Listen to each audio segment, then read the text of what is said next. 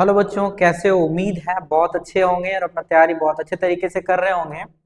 आज हम लोग वेब ऑप्टिक्स का कंप्लीट इंपॉर्टेंट क्वेश्चंस को लेकर के आए हैं और एक एक करके डील करेंगे। तो हमारा जो पहला टॉपिक है वेब ऑप्टिक्स का, वो है हाइगन्स प्रिंसिपल।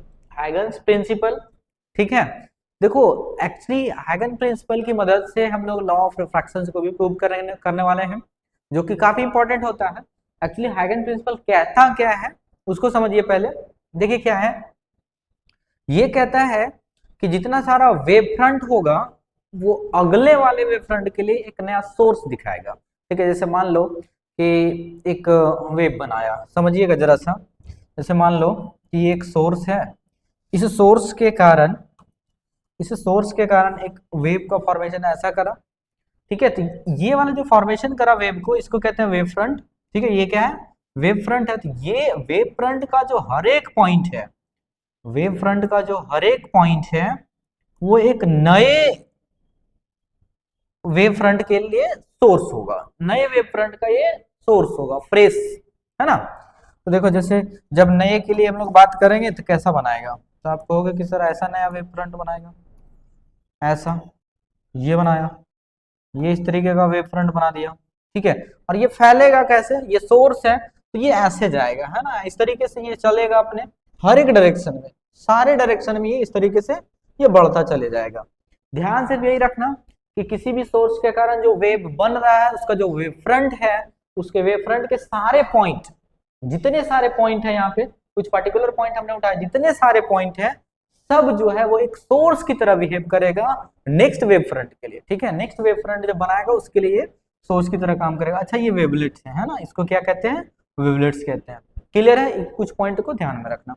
दूसरा पॉइंट ये कहता है कि ये जो नया जो बनाया वेव फ्रंट, उससे अगर अगर टेंजेंशियल डायरेक्शन में, फॉरवर्ड डायरेक्शन में अगर जाता है, टेंजेंशियली ऐसे खींच दो, टेंजेंशियली सरफेस अगर फॉरवर्ड डायरेक्शन में खींचो तो उसके जो सरफेस बनेंगे, मतलब इसका जो सरफेस बनेगा, देख लीजिए, टेंजेंशियली एक सरफेस ड्रॉ कर दीजिए ऐसा, ये वाला, ये जो सरफेस बनेगा बाबू, वो क्या कहलाएगा? नया सोर्स तैयार हो गया हमारा नेक्स्ट वेव फ्रंट बनाने के लिए। ठीक है, तो मतलब इसके हर एक पॉइंट पे फिर जो हर एक पॉइंट है वो एक नए सोर्स की तरह एक्ट करेगा और फिर से नया वेव फ्रंट को तैयार करेगा। कंडीशन क्या है कि टेंजेंशियली कोई सरफेस, टेंजेंशियली फॉरवर्ड डायरेक्शन में सरफेस हमने खींचने हैं। ठीक है, सरफेस खींचने हैं जो हर एक वेवलेट्स में टच कर रहा है। अच्छा, जो पहले वाला था वो प्राइमरी हो गया, जो बाद में फॉर्मेशन किया वो सेकेंडरी हो गया। क्लियर है? इतनी बातों को ध्यान में रखना बच्चों। अब इस हाइगन प्रिंसिपल की मदद से हम लोग लॉ ऑफ रिफ्रैक्शन को प्रूव करेंगे, जो काफी इंपॉर्टेंट है, एग्जाम में अक्सर पूछे जाते हैं। चलो बाबू, ध्यान देना, जरा सा समझना। लॉ ऑफ रिफ्रैक्शन हमें निकालने हैं ऑन द बेसिस ऑफ हाइगन प्रिंसिपल, या फिर कह सकते हो on the basis of wave theory. Clear है? तो देखो, लॉ ऑफ रिफ्रैक्शन क्या होता है, आप कहोगे कि सर साइन आई बटा sine R equals to mu, ये पढ़ रखे हैं, है ना। इसी को हमें प्रूव करने हैं। तो देखो क्या करेंगे हम लोगों को, इसको प्रूव करने के लिए हमने क्या करा है, जरा सा ध्यान देना बाबू। एक्स वाई हमने एक सरफेस ले लिया, देखो जरा सा, हमने एक्स वाई एक इंटरफेस ले लिया, जिसको इंटरफेस कहते हैं, है ना। एक्स वाई एक इंटरफेस ले लिया, इंसिडेंट रे दिया, इस पर्टिकुलर पॉइंट ए पे पड़ा, पढ़ने के बाद ये बेंड हो गया, क्लियर है? अब हम क्या कह रहे हैं, हम ये कह रहे हैं कि हमें आई को देखना है, आई को पता करना कि आई कहां पे बनेगा और आर कहां बनेगा। उसके लिए हमने एक नॉर्मल ड्रॉ कर लिया। ठीक है, हमने क्या ड्रॉ कर लिया? नॉर्मल। क्लियर है बच्चों? नॉर्मल ड्रॉ कर लिया। अब देखो, इसी तरीके से एक और इंसिडेंट रे दिया हमने, यहां से इस पर्टिकुलर पॉइंट सी से यहां से रिफ्रैक्ट करा, इधर में बैंड हो गया। ठीक है, क्योंकि देखो ये मीडियम दूसरा है और ये मीडियम दूसरा है, ये डिफरेंट है और ये डिफरेंट है, दोनों का मीडियम अलग है। यहाँ का स्पीड जो होगा, इस सोर्स ऑफ लाइट का जो स्पीड होगा वो ज्यादा होगा, यहाँ क्या होगा? कम होगा। यहाँ पे म्यू यानी कि रिफ्रैक्टिव इंडेक्स का जो वैल्यू है यहाँ ज्यादा होगा, यहाँ पे कम होगा। लेकिन लाइट की चर्चा करोगे तो यहाँ ज्यादा है और यहाँ पे लाइट कम है। डेंसर में लाइट की स्पीड कम होती है, रेयर में स्पीड ऑफ लाइट ज्यादा होती है। लेकिन रिफ्रैक्टिव इंडेक्स म्यू की अगर हम बात करेंगे तो डेंसर मीडियम में रिफ्रैक्टिव इंडेक्स जो है बाबू वो ज्यादा होगा रेयर की अपेक्षा में, जो हमने मेंशन कर रखा है। क्लियर है? अब देखो ये जब यहाँ से यहाँ आया, इस पर्टिकुलर रिफ्लेक्ट करा, अब यहाँ भी हमें आई और आर की वैल्यू पता करने हैं, उसके लिए हमने क्या करा, एक नॉर्मल ड्रॉ कर दिया, एक नॉर्मल ड्रॉ कर दिया। क्लियर है? अब देखना जरा सा, अब देखना, अब आप एक बात ध्यान रखना कि अगर इंसिडेंट रे पे अगर आप कोई पर्टिकुलर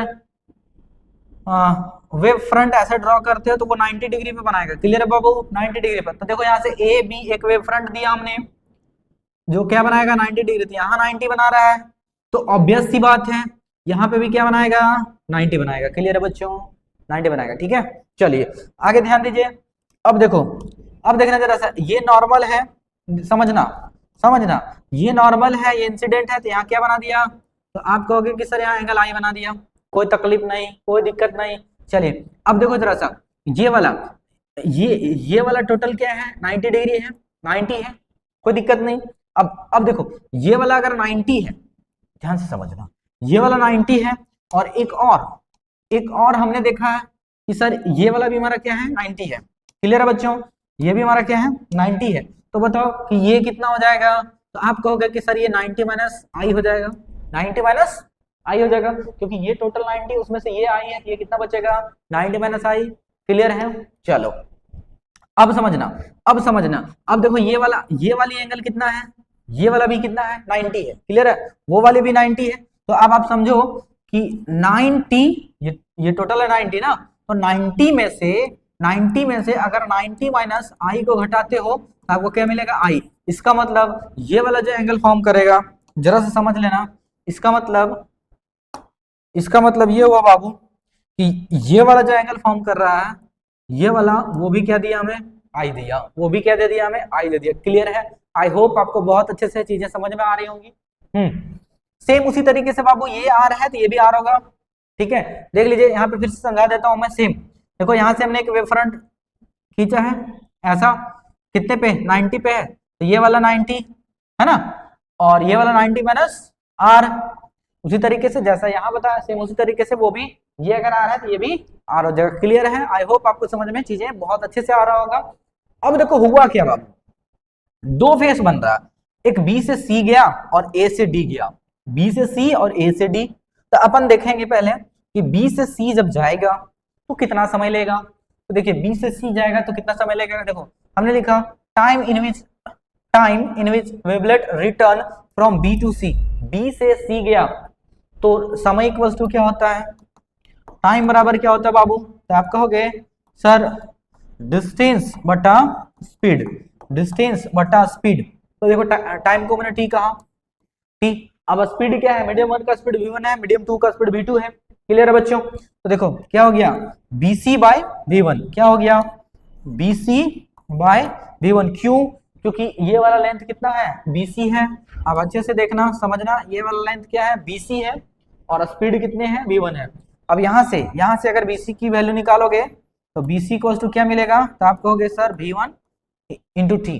क्लियर है? सेम उसी तरीके से सेकेंडरी वेवलेंथ, मतलब इस एडी की बात करिएगा, इस एडी का मतलब ये कहाँ है, डेंसर मीडियम में है ना, तो डेंसर मीडियम का जो स्पीड है वो क्या है बाबू, v2 है। क्लियर है? तो यहाँ पे क्या हो जाएगा, एडी बराबर क्या निकल के आ जाएगा, तो कहिएगा एडी बराबर सेम उसी तरह से v2 इंटू टी। क्यों क्यों क्यों क्यों क्यों, जरा से देखो, देखिए क्या हो जाएगा। तो आप क्या लिखिएगा, टाइम इक्वल्स टू लेंथ कितना है, एडी है, बटा स्पीड क्या है, v2 है, तो यहाँ से एडी का वैल्यू निकालोगे, क्या लिखोगे, v2 इंटू टी। क्लियर है? उम्मीद है आपको बहुत अच्छे से चीजें क्लियर हो रहा होगा। अब हमारा पर्पस ये है कि इस आई और इस आर की वैल्यू फाइंड आउट करना। तो ये आई और आर कहाँ दिख रहा है, कौन सा ट्रायंगल में दिख रहा है आपको, तो आप कहोगे कि सर ए बी सी और ए डी सी दो ट्रायंगल दिख रहा है, इन दोनों ट्रायंगल में एंगल हमें आर और आई मेंशन है, इसकी मदद से आई और आर हम लोग निकाल सकते हैं। तो चलिए आइए देखिए, हम लोग दो ट्रायंगल का यूज करते हैं।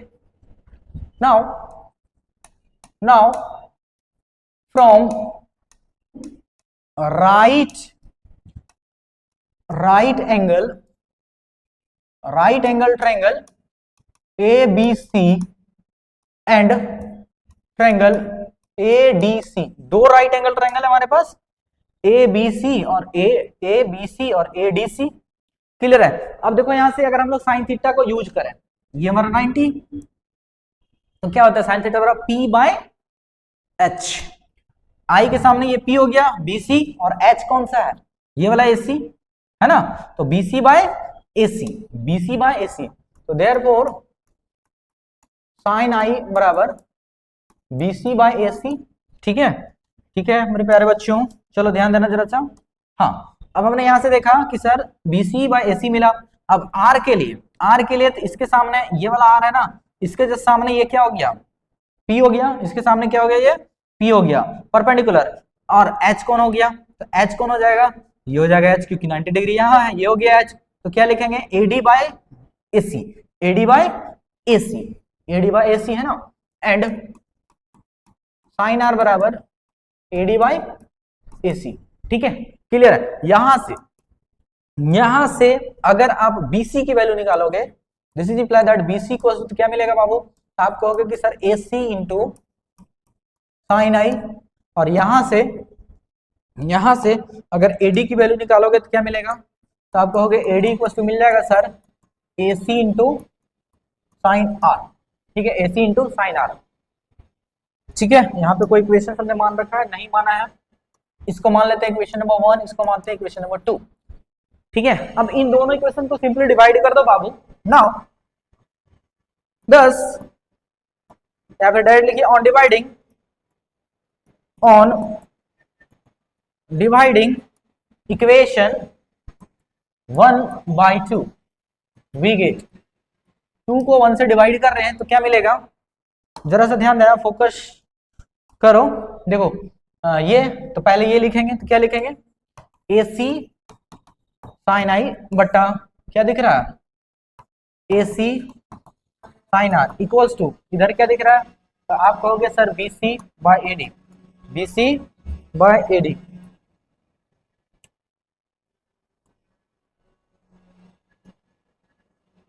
BC by AD।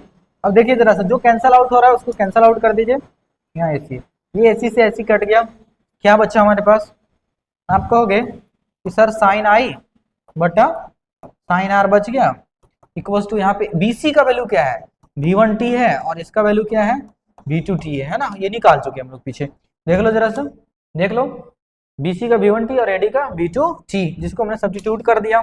अब यहाँ से देखो T से T कैंसल आउट हो जा रहा है, कर दीजिए, ये T से T कट गया। क्लियर है बच्चों, क्लियर है, आई होप आपको समझ में आ रहा होगा चीजें बहुत अच्छे तरीके से। ठीक, चलिए अब जरा सा आगे देखना, देखिए this is imply that sine I by sine R equals to V1 और V2। इस V1 और V2 को क्या लिख सकते हैं, तो आप कहोगे कि C बाय, देखना जरा सा चीजों को समझना, हम लोग ऐसा लिख सकते हैं C by V2 by C by V1, ये V1 ऊपर चल जाएगा, ये वाला V1 ऊपर चला जाएगा ना, तो V1 में V2 बचेगा। अच्छा, ये चीजें क्या देगा, this is also imply that sine I बराबर ये क्या दे देगा, तो आप कहोगे कि सर ये μ2 देगा, और ये नीचे वाला क्या देगा μ1 देगा, sine I by sine R था, है ना।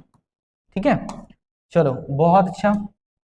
अब आगे देखिए, this is also imply that cross multiply कर, अच्छा आप देखेंगे तो यही है हमारा लॉ ऑफ रिफ्रैक्शन, इसको और अगर लिखना चाहेंगे आप तो लिख सकते हैं, ये इधर डिवाइड में इधर मल्टीप्लाई में चला जाएगा, तो μ1 sine I equals to μ2 sine R। This is required law of refraction with the help of हाइगन प्रिंसिपल। क्लियर बच्चों, उम्मीद है आपको बहुत अच्छे से चीजें समझ में आ रही होंगी। ठीक है, आइए नेक्स्ट इंपॉर्टेंट टॉपिक एक और हमने लिया है जो अक्सर एग्जाम में पूछे जाते हैं।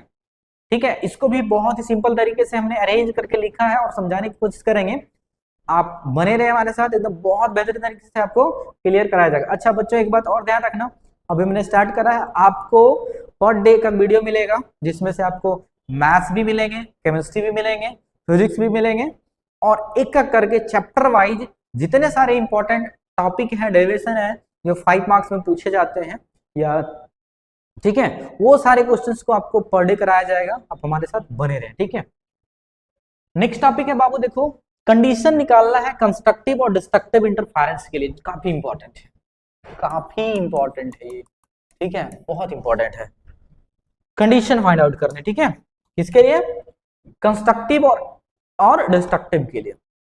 तो चलिए देखिए, हमने क्या करा, एक सोर्स मान लिया, मोनोक्रोमेटिक सोर्स मान लिया, ठीक है, और इसको हमने दो नैरो स्लिट के साथ रखा है। तो ये सोर्स है, यहां से वेव निकला ऐसे, लाइक ऐसा, एक स्लिट हमने S1 और दूसरा S2 रखा है, ठीक है।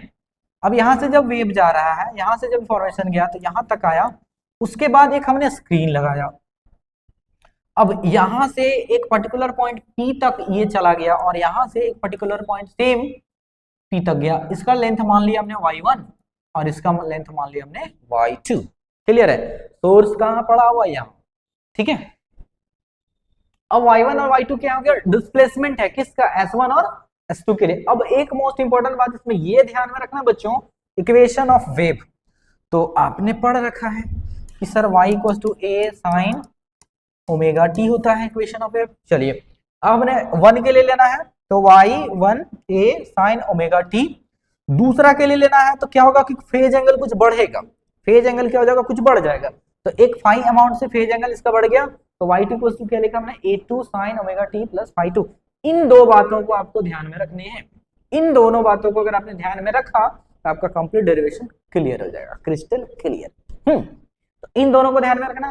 फाई हमने मेंशन कर दिया, क्या है? Phase difference. फाई क्या है बाबू? फेज डिफरेंस, जो यहाँ पे ओमेगा टी है कुछ अमाउंट से ये बड़ा है। क्लियर है?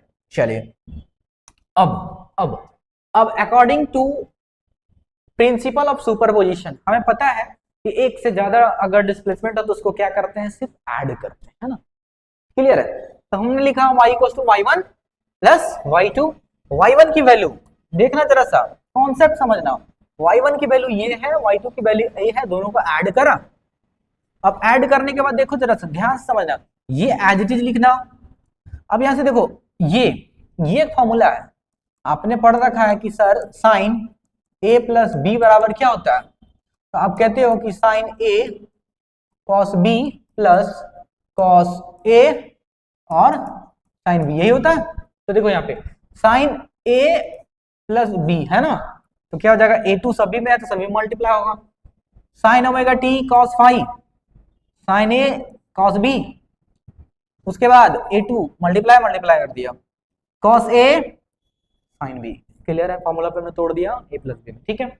अब देखो, देखना जरा सा, साइन ओमेगा टी यहां पे भी है।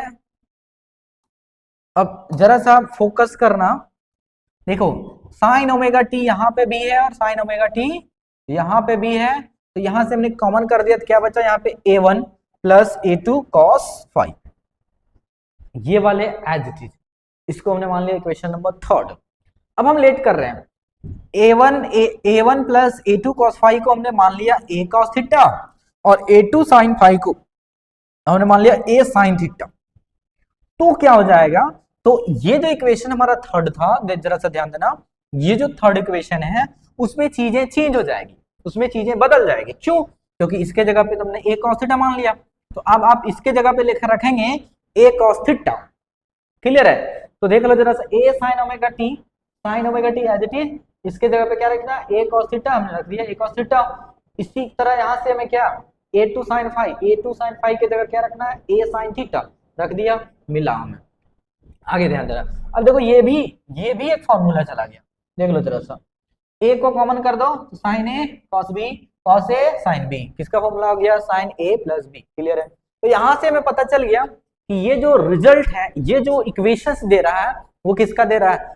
SHM का क्लास 11th में पढ़ा था आपने, सिंपल हार्मोनिक मोशन का। अब इसी सिंपल हार्मोनिक मोशन का हमें एम्पलीट्यूड देखना है। क्लियर है?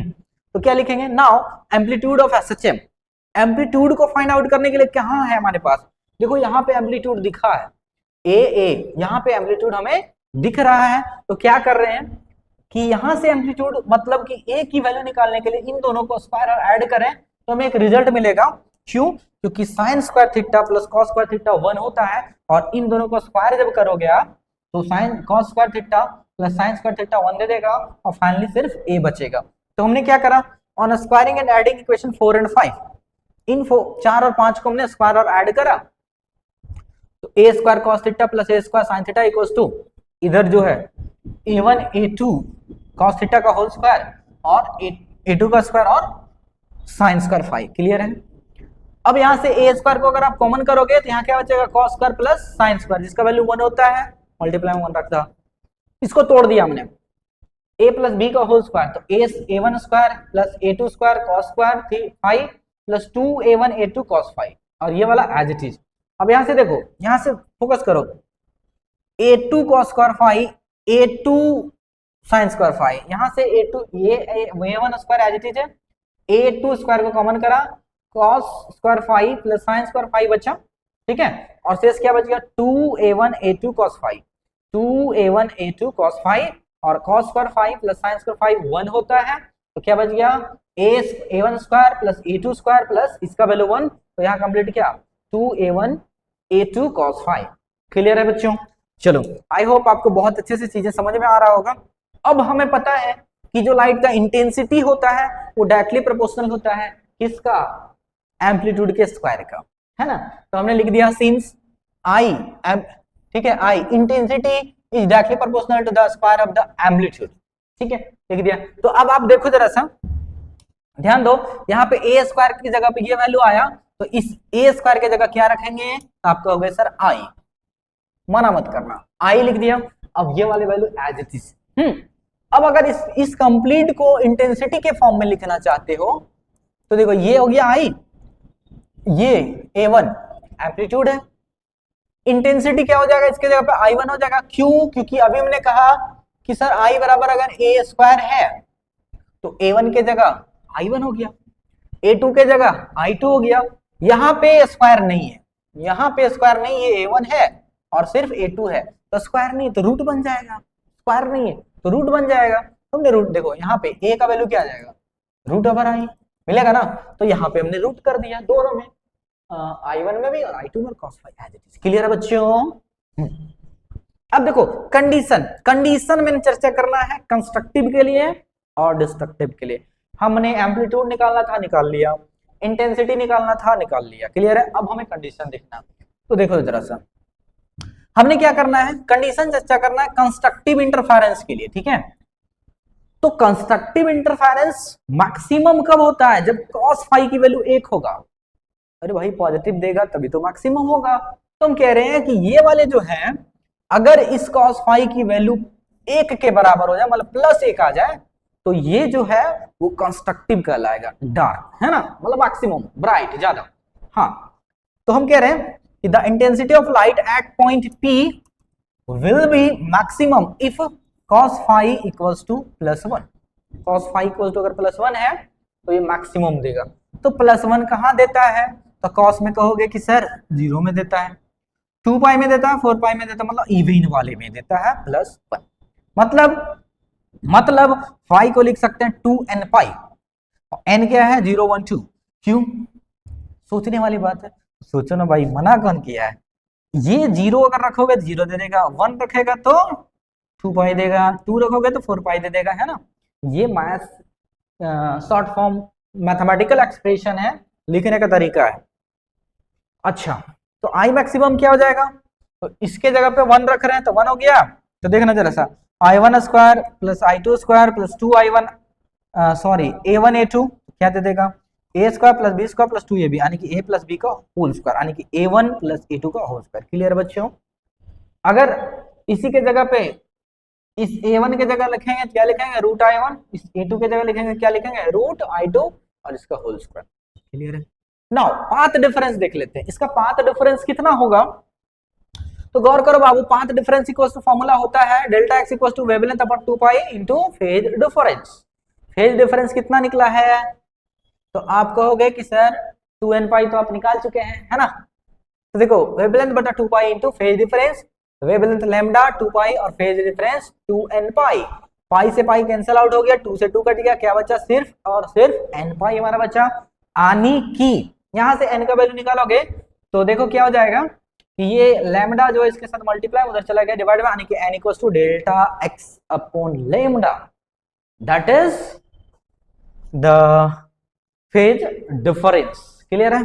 चलिए, अब नेक्स्ट कंडीशन उसी तरीके से देखेंगे। अभी हमने देखा कंस्ट्रक्टिव के लिए, नेक्स्ट देखना है डिस्ट्रक्टिव के लिए।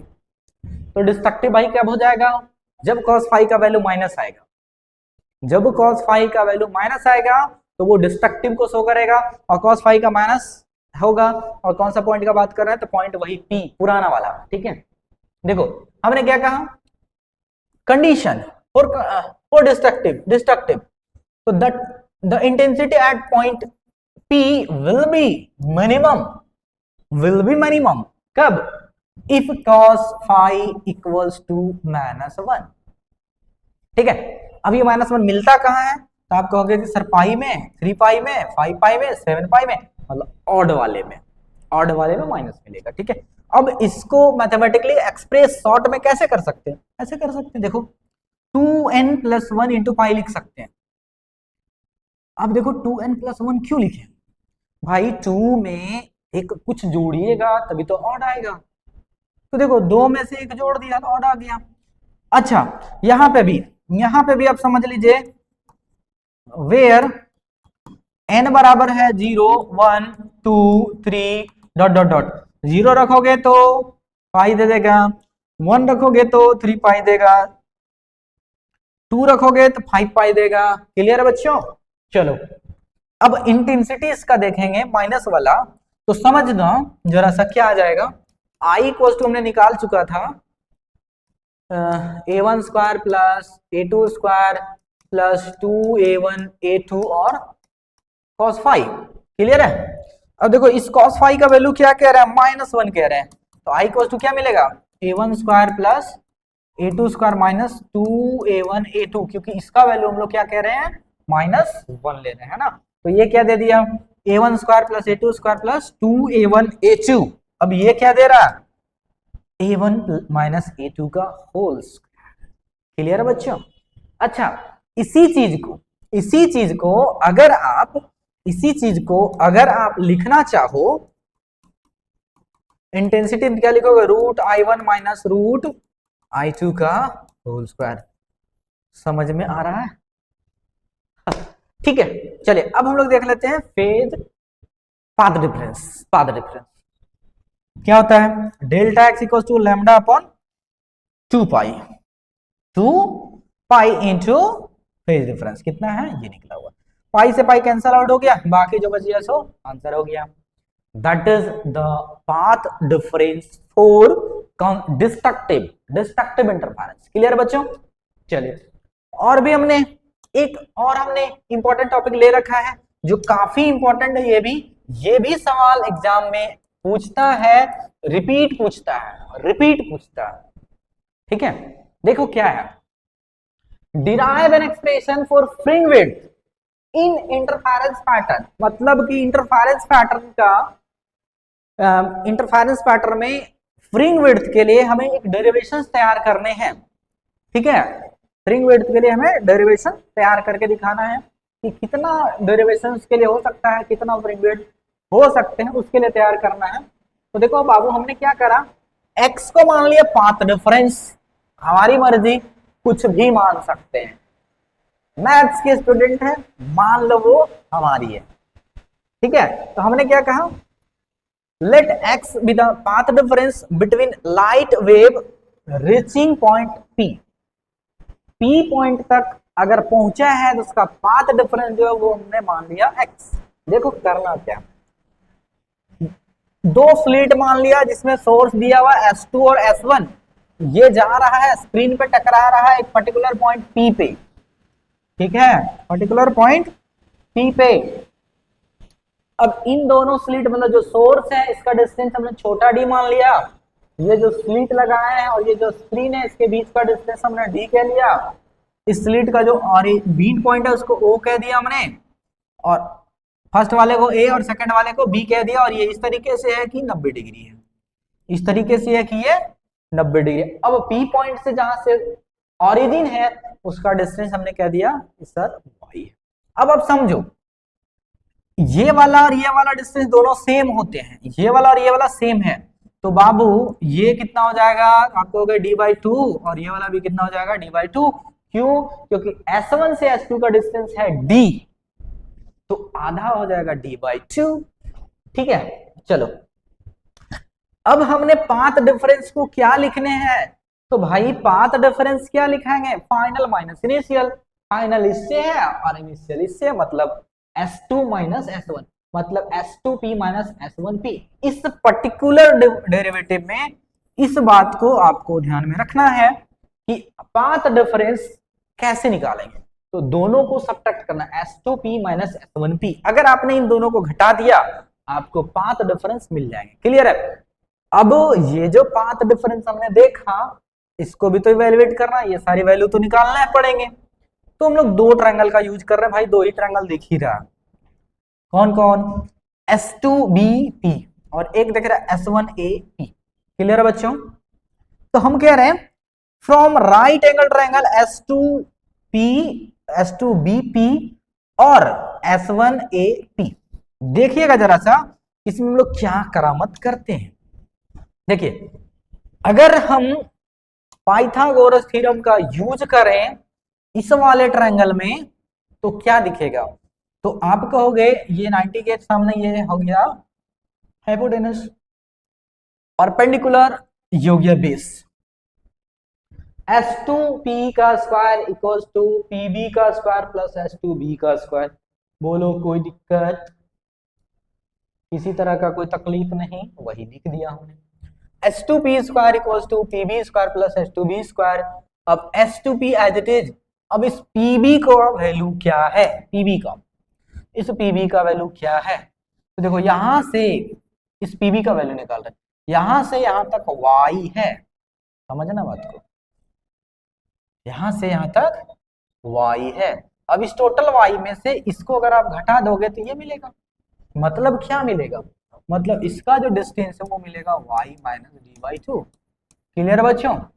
पूरा यहां से यहाँ y है, ये वाला d/2 है, तो ये क्या मिलेगा? y minus d/2। क्लियर है? वही हमने लिख दिया। ओ तो यहाँ पे उल्टा लिखा हुआ, यहाँ पे हो जाएगा y माइनस d/2। क्लियर है? और d S2B देखना जरा सा, S2B इसका डिस्टेंस क्या है? d। ठीक है, चलिए आई होप आपको क्लियर हो रहा होगा। Same S1P square equals to क्या है? AP square, AP square, S1P square बराबर AP square plus S1A square. ठीक है, तो मिल गया AP square plus S1A square. अब देखो AP, समझना बात को, इस AP को क्या लिख सकते हैं? यहां से यहां y और ये d है, क्या लिखाएगा? y प्लस डी का होल स्क्वायर। ठीक है, y प्लस डी का होल स्क्वायर। S1A क्या है? d है, तो इसके जगह पे हमने d पुट कर दिया। ठीक है, क्लियर है? आई होप आपको चीजें बहुत अच्छे से क्लियर हो रहा होगा। ठीक, अब क्या करना है? हमें निकालना है S2P का whole, S2P square minus S1P square करते हैं। तो S2P यहां माइनस आया हुआ है, तो इसको सिंप्लीफाई करके दिखाते हैं। ठीक है, देखना जरा सा क्या है?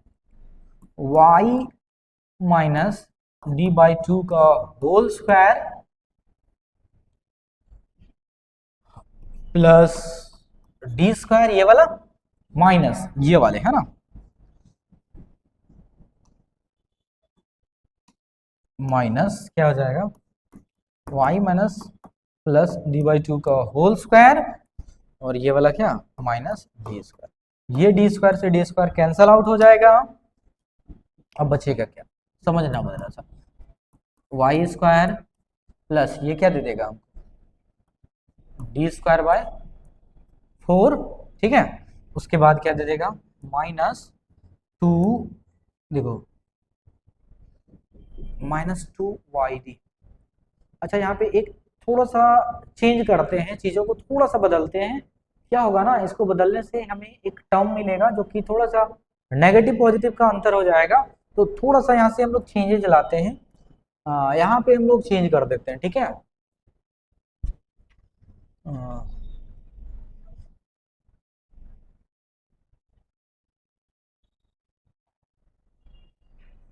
यहाँ पे चीजें, अच्छा एक एक मिनट जरा सा, यहाँ पे जैसे हमने ये लिख लिया S2, यहाँ पे ये चीजें उल्टा है ना, ये होगा S1P माइनस S2P ना, ये यहाँ पे थोड़ा सा चेंज ला रहे हैं हम लोग।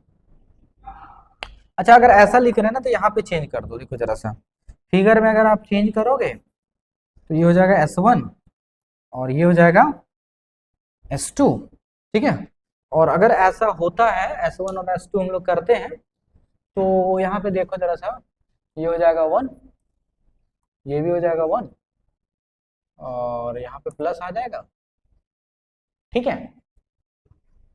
देख लो जरा सा S1P² S1P² और ये चीजें, तो वहां यहाँ पे फिर आ जाएगा माइनस हमारा, देखिए जरा ये चीजें हो जाएगा माइनस, ठीक है। और यहाँ पे अगर हम इसको कर दें 2 और इसको भी कर देते हैं 2, तो यहाँ पे जो चीजें हैं माइनस के प्लस आ जाएगा चीजें, ठीक है। उसके बाद देखिए क्या मिलेगा, अब समझना S2P² माइनस S1P², देखिएगा जरा सा, तो क्या हो जाएगा, तो समझना जरा ये चीजें क्या देगा, तो देख लेते हैं क्या देगा। S2P ये है, तो y प्लस d/2 का whole square plus d² minus ये वाले चीजें y माइनस d/2 का होल स्क्वायर माइनस d², जो कैंसल आउट हो रहा है कर दो, बड़ा सिंपल से, ये से कट गया, तोड़ दो इसको बाबू, y² plus d²/4 plus 2yd, क्योंकि बटा 2 करेंगे, अच्छा यहाँ से 2 कट जाएगा है ना, बटा 2 करेंगे तो 2 कट जाएगा, क्लियर है। माइनस y² माइनस है, प्लस होता है माइनस कर देगा, ये प्लस होता है माइनस कर देगा, d²/4 माइनस होता है, फॉर्मूला में अगर माइनस और माइनस को क्या करें प्लस yd, जो कट रहा है काट दो, जो कैंसिल हो रहा है कर दो, आराम से कर दो, ये इससे कैंसिल हो गया, ये इससे कैंसिल हो गया, yd प्लस yd 2yd, देख लो S2P इक्वल टू ये हमें मिल गया, क्रिस्टल क्लियर, ठीक है, क्रिस्टल क्लियर, यहां तक कोई दिक्कत नहीं है, ठीक है। चलिए अब आगे देखो, a² minus b², a² minus b², तो a माइनस, देखना जरा सा, a minus B into A plus B, तोड़ दिया उसको, इस वाले टर्म को लिख दिया इक्वल टू 2yd, ठीक है। अब S2P माइनस S1P का वैल्यू x हमने ले रखा है, ये वैल्यू हमने ले रखा, ठीक है, क्लियर बच्चों, क्या आ गया S2P माइनस, इसके जगह पे x रखा, ये एज इट इज रहा 2yd, ये इंटू में था डिवाइड में चला आया, ये इंटू में है इधर डिवाइड में चला आया। In practical the point P lies very close to O, अगर प्रैक्टिकली देखोगे तो P पॉइंट जो वो O के बहुत ही क्लोज होता है, तो जब ऐसा क्लोज है तो ये सब का सब D के बराबर होगा, और जब इसके जगह पे D रखोगे तो D प्लस D 2D, 2 से 2 कट गया, YD बचा, दिस इज रिक्वायर्ड एक्सप्रेशन। बाबू ये काफी इंपॉर्टेंट डेरिवेशन है, ये एग्जाम में पूछे जाते हैं, रिपीट करता है सवाल को बार बार। देखो इसमें कुछ बातों को आपको विशेष ध्यान रखना है, बाकी चिंता करने की कोई जरूरत नहीं, बहुत ही सिंपल है, साधारण है डेरिवेशन। ये है हमारा S1 और ये है हमारा S2, क्लियर है बच्चों। आई होप आपको चीजें बहुत अच्छे से क्लियर हुआ होगा, उम्मीद करते हैं इस छोटे से वीडियो लेक्चर में आपको ब्रीफ एक्सप्लेनेशन मिला होगा। आज के लिए इतना ही बाबू, मिलते हैं फिर नेक्स्ट वीडियो में नेक्स्ट इंपॉर्टेंट चैप्टर को लेकर के, तब तक के लिए ऐसे ही हंसते मुस्कुराते रहिए और हमारे साथ बने रहें। All the best.